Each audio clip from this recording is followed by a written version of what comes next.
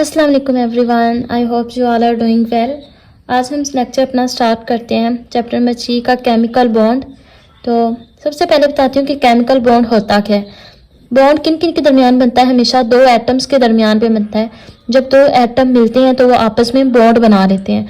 ठीक है, कैसे बॉन्ड बनाते हैं? जब उनके इलेक्ट्रॉन्स आपस में शेयर हो जाते हैं, ठीक है, तो आपस में बॉन्डिंग कर लेते हैं। ठीक है, a chemical bond is a force of attraction. Chemical bond ये एक फोर्स ऑफ अट्रैक्शन है, शिद्दत की कुव्वत है बिटवीन एटम्स, एटम्स के दरमियान, विच होल्ड्स देम, जो होल्ड करती रहती है, इकट्ठे पकड़ी रखती है, टुगेदर, इकट्ठे, in the form of molecule, या तो मॉलिक्यूल की फॉर्म में या कंपाउंड की फॉर्म में। इसको हम बोलते हैं केमिकल बॉन्ड। अब मॉलिक्यूल और कंपाउंड क्या होते हैं?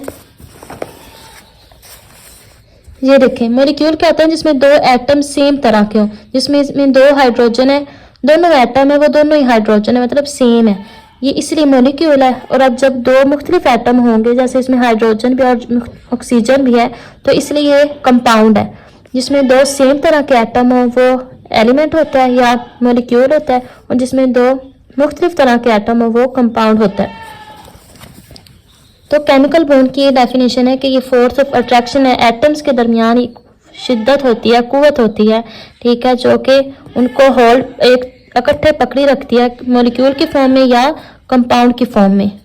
When atoms of different substance, जब मुख्तलिफ सब्सटेंस के जो एटम्स हैं, अप्रोच ईच अदर, एक दूसरे के जब नज़दीक आते हैं, जब देखें दो एटम हैं वो जब एक दूसरे के नज़दीक आएंगे ना, तो या तो एक दूसरे को दूर दूर धकेलेंगे या वो एक दूसरे के नज़दीक नज़दीक आ जाएंगे।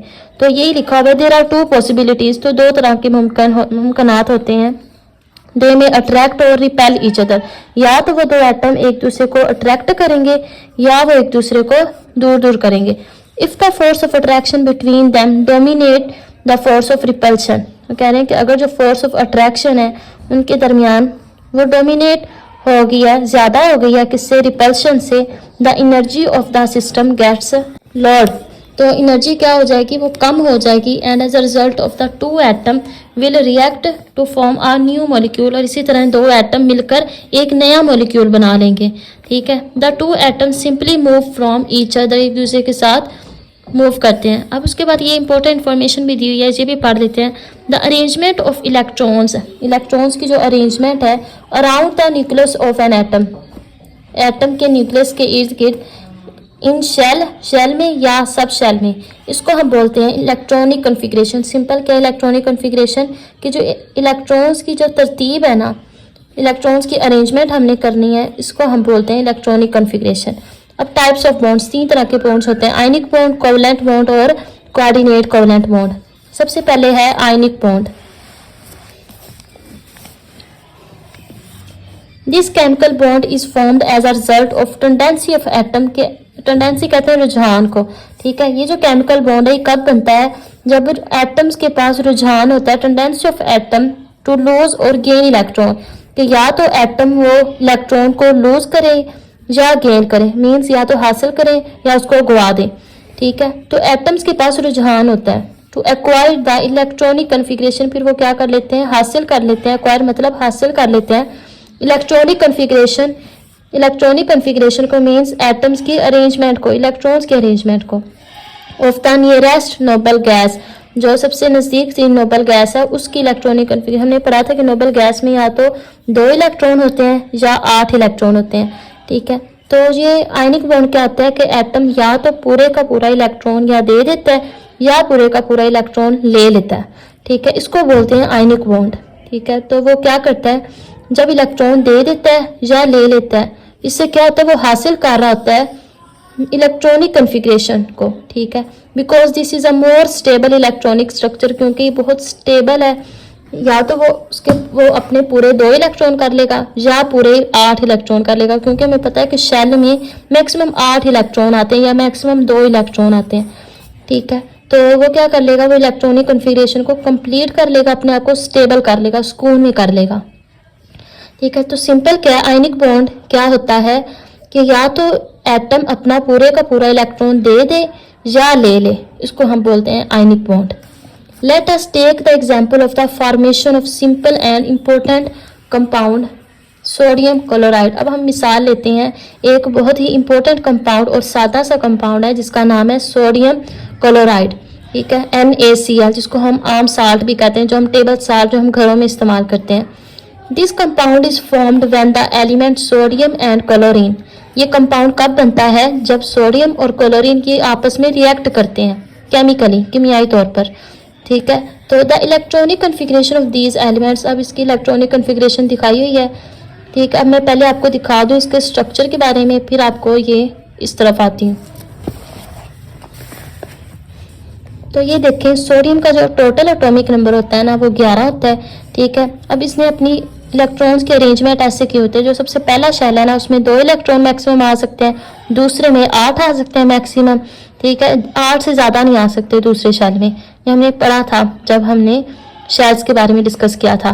तो सोडियम के टोटल 11 है, तो 2 अंदर आ गए, 8 बाहर चले गए, 10 हो गए, 1 बच गया, वो 1 बाहर आ गया। तो इस तरह जो है सोडियम के जो outermost shell, outermost कहते हैं सबसे बाहर वाले शेल को, तो सोडियम के आउटर मोस्ट शेल में सिर्फ 1 इलेक्ट्रॉन होता है, जबकि क्लोरीन के आउटर मोस्ट शेल में 7 इलेक्ट्रॉन होते हैं। टोटल इसके 17 हैं, लेकिन 2 अंदर आ गए, 8 दूसरे शेल में आ गए, और बाकी वाले 8 आखिरी वाले शेल में 7 बच जाते हैं।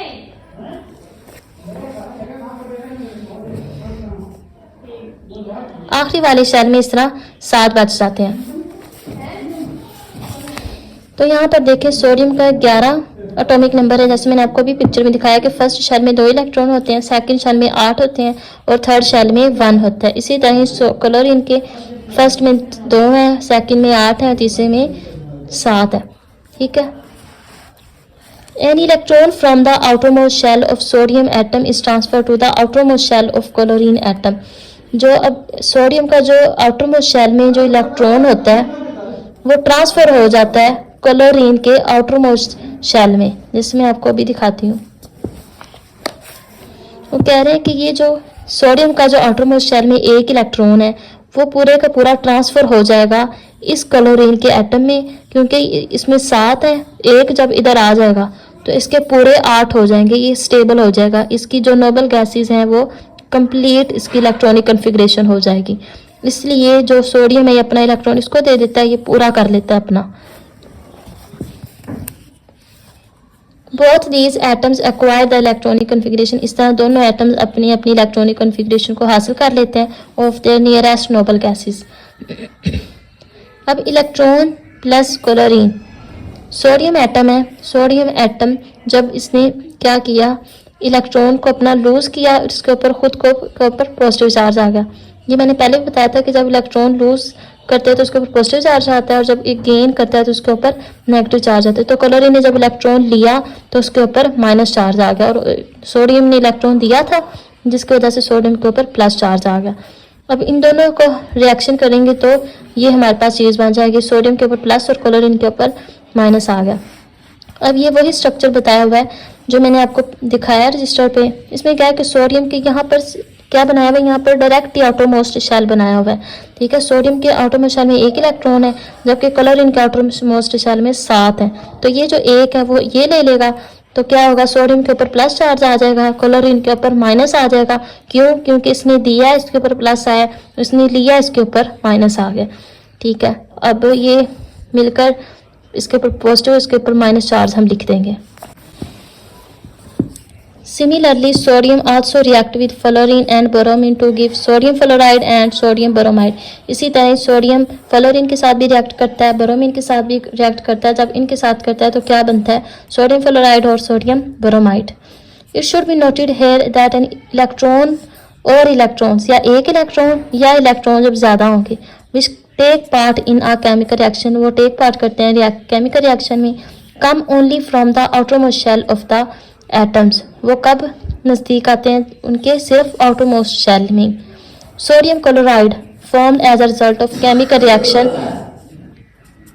mentioned on the previous page contain the positive charge sodium and the negative charge chloride ions। हमने प्रीवियस लेक्चर में अभी हमने डिस्कस किया कि पॉजिटिव चार्ज सोडियम पे है और नेगेटिव चार्ज क्लोराइड पे है।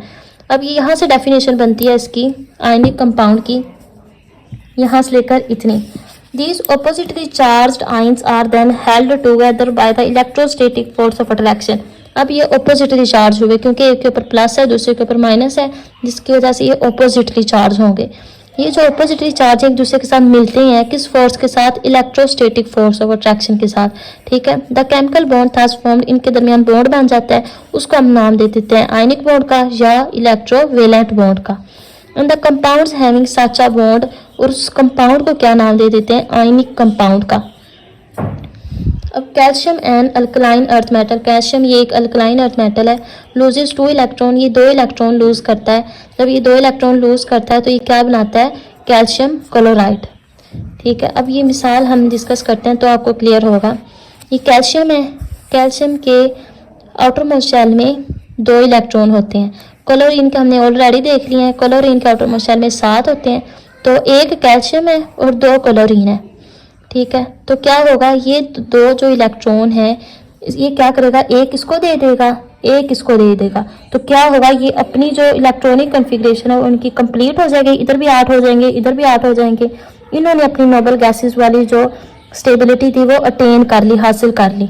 ठीक है, तो अब ये कैल्शियम था ना, इसने इलेक्ट्रॉन दिए अपने, तो इसके ऊपर पॉजिटिव चार्ज आ जाएगा क्योंकि इसने 2 इलेक्ट्रॉन दिए हैं, जिसकी वजह से इसके ऊपर 2 प्लस चार्ज आएंगे। इनके ऊपर माइनस माइनस आएगा क्योंकि इन्होंने इलेक्ट्रॉन लिया है, तो ये देखिए यहाँ पर माइनस चार्ज आ गया। ये एक एटम के जो इलेक्ट्रॉन्स होते हैं उनको हम क्रॉस के साथ रिप्रेजेंट करते हैं, जबकि दूसरे एटम के इलेक्ट्रॉन्स को हम डॉट के साथ रिप्रेजेंट करते हैं। ठीक है, तो इस तरह से ये स्ट्रक्चर बना गया है। ठीक है, Ca2 प्लस और ये क्लोरीन। अब लास्ट में दिया हुआ है these ions then surround each other, ये आयन जो है एक दूसरे के इर्द गिर्द घेरे होते हैं 3 dimensionally to form a crystal lattice, और ये क्या बना देते हैं? क्रिस्टल लेटिस, क्योंकि ये मुख्तलिफ चार्जेस होते हैं, एक के ऊपर पॉजिटिव होता है दूसरे के ऊपर माइनस होता है, जिसकी वजह से ये क्रिस्टल लेटिस स्ट्रक्चर बनाते हैं। जब भी अपोजिटली चार्ज होता है तो वो क्रिस्टल लेटिस ही स्ट्रक्चर बनाते हैं। एग्जाम्पल्स क्या है कंपाउंड की? KCl है, MgF है, पोटेशियम क्लोराइड है, मैग्नीशियम फ्लोराइड है, सोडियम फ्लोराइड है, पोटेशियम ब्रोमाइड है और कैल्शियम फ्लोराइड है। ठीक है, उम्मीद है आपको इस टॉपिक की समझ लग गई होगी। अगर कुछ भी पूछना है तो आप कमेंट सेक्शन में पूछ सकते हैं। मिलते हैं एक नेक्स्ट टॉपिक के साथ, तब तक के लिए अल्लाह हाफिज़।